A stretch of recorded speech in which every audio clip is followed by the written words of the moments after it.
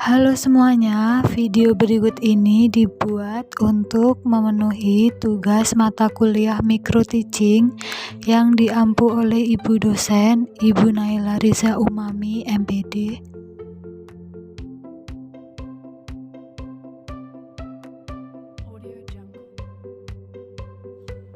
Halo anak-anak, berjumpa lagi dengan Ibu.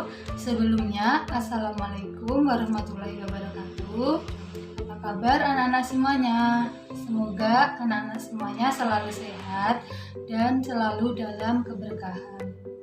Nah, hari ini kita akan membahas materi tentang perilaku konsumen dan produsen. Namun sebelum memulai pembelajaran pada pagi hari ini, alangkah baiknya kita membaca basmalah bersama-sama. Bismillahirrahmanirrahim. Setelah selesai membahas materi ini, nanti kalian diharapkan dapat menjelaskan apa itu pengertian dari konsumen, kemudian dapat menjelaskan tentang perilaku atau peran konsumen, dan menjelaskan apa itu pengertian dari produsen. Anak-anak, dalam kehidupan sehari-hari kita tidak lepas dari kegiatan ekonomi. Namun, tahukah kalian apa itu kegiatan ekonomi? Kegiatan ekonomi adalah suatu kegiatan yang dilakukan untuk memenuhi kebutuhan hidup dengan tujuan untuk sarana pemenuhan kebutuhan hidup manusia. Oke, langsung saja kita masuk ke materi pada hari ini, yaitu tentang perilaku konsumen dan produsen. Perilaku konsumen adalah suatu kegiatan yang menghabiskan atau mengurangi nilai guna barang guna memenuhi kebutuhan. Tujuan dari kegiatan ini yaitu adalah untuk memenuhi kebutuhan hidup manusia. Yang selanjutnya adalah peran atau perilaku konsumen. Peran atau perilaku konsumen adalah suatu hal yang mengacu pada perilaku yang ditampilkan oleh seorang individu ketika dia sedang memakai produk atau layanan tertentu. Berikut ini adalah contoh-contoh kegiatan konsumsi. Yang pertama yaitu membeli makanan dan minuman. Membeli makanan dan minuman ini bertujuan untuk melangsungkan kehidupan manusia. Yang kedua, membeli pakaian. Membeli pakaian ini untuk menutupi aurat seorang manusia. Dan yang ketiga, menggunakan listrik.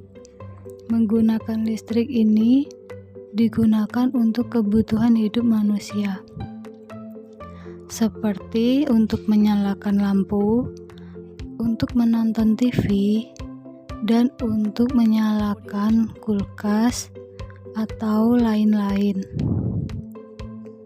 Dan yang keempat, menggunakan jasa transportasi. Menggunakan jasa transportasi adalah suatu kebutuhan hidup manusia, di mana jasa transportasi itu bisa berupa motor, bus, mobil, dan yang lainnya.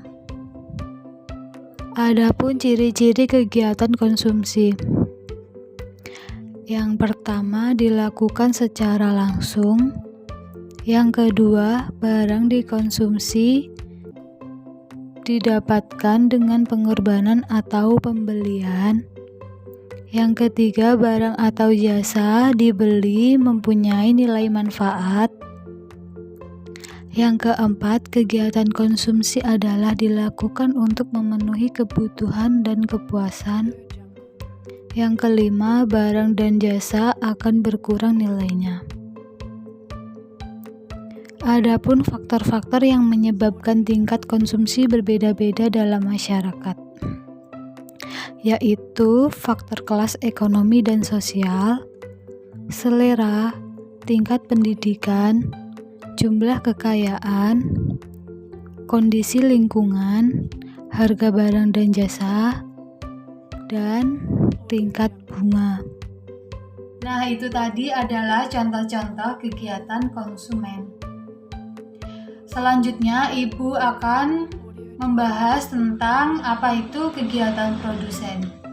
Kegiatan produsen adalah suatu kegiatan yang menghasilkan barang atau jasa atau memproduksi suatu barang guna menambah nilai barang tersebut.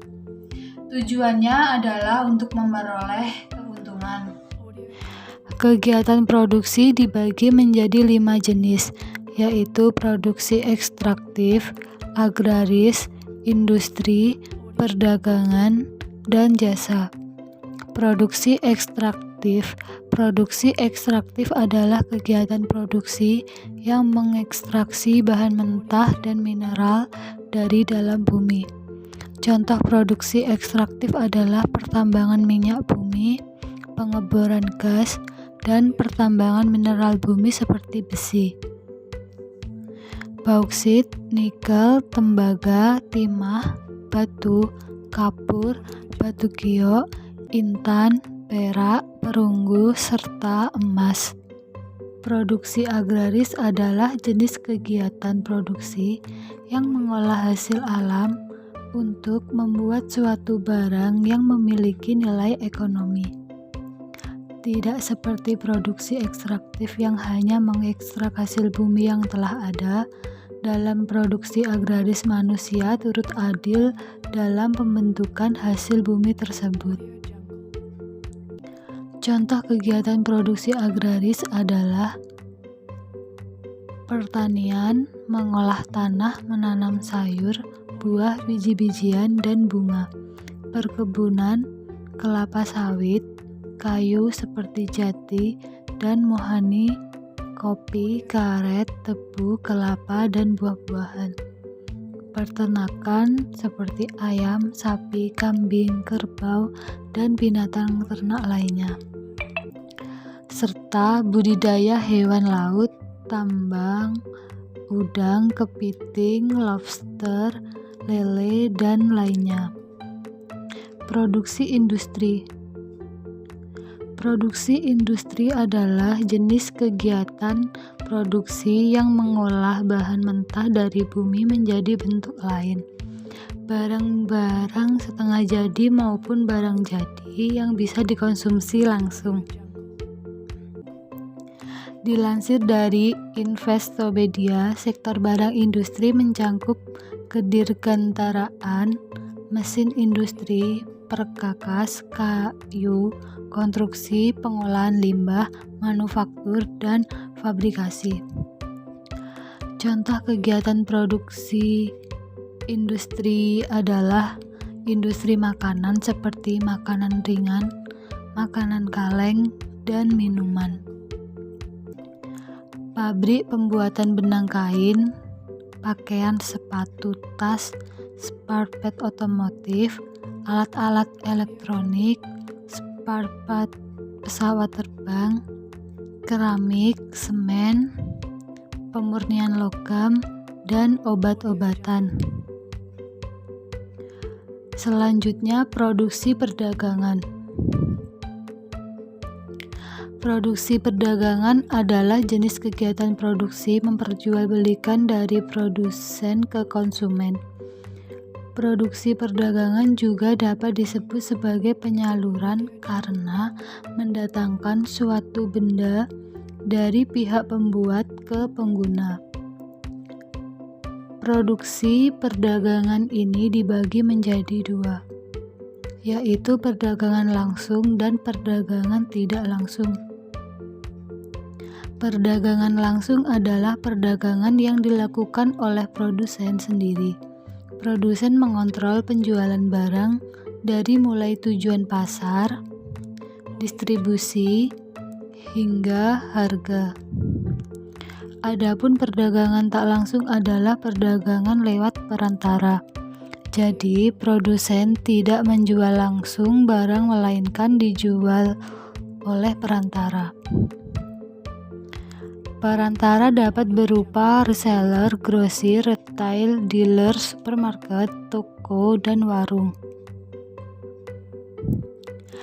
Produksi jasa.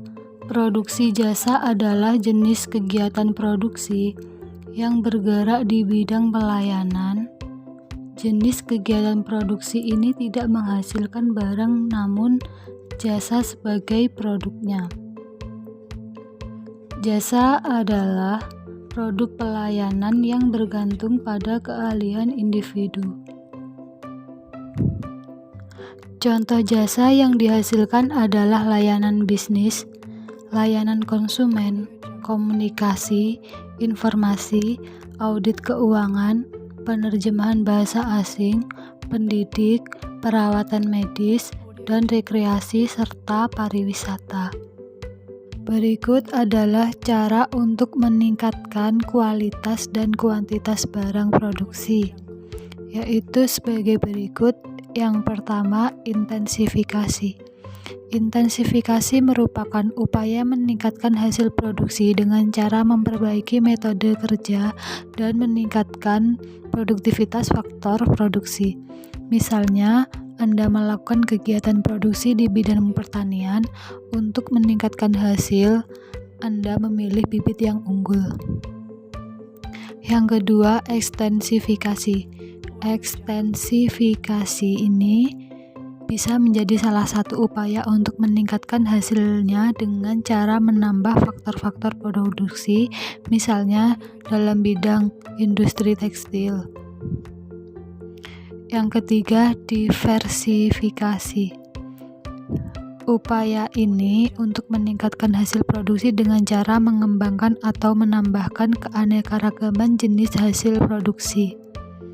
Yang keempat, rasionalisasi, di mana cara ini merupakan upaya untuk meningkatkan produksi dengan menerapkan sistem manajemen yang lebih efektif dengan penguasaan ilmu pengetahuan dan teknologi, misalnya menghemat tenaga manusia dan digunakanlah mesin-mesin baru. Untuk selanjutnya, Ibu akan memberikan kalian tugas. Sebagai tugasnya, silakan anak-anak buka buku LKS ekonomi kalian halaman 32. Tugasnya yaitu membuat skema kegiatan ekonomi. Instruksi lengkap sudah tertera di dalam buku kalian. Untuk materi pembelajaran selanjutnya, kita akan membahas tentang faktor-faktor produksi. Alhamdulillah, pembelajaran pada pagi hari ini sudah selesai. Tetap semangat dan patuhi protokol kesehatan.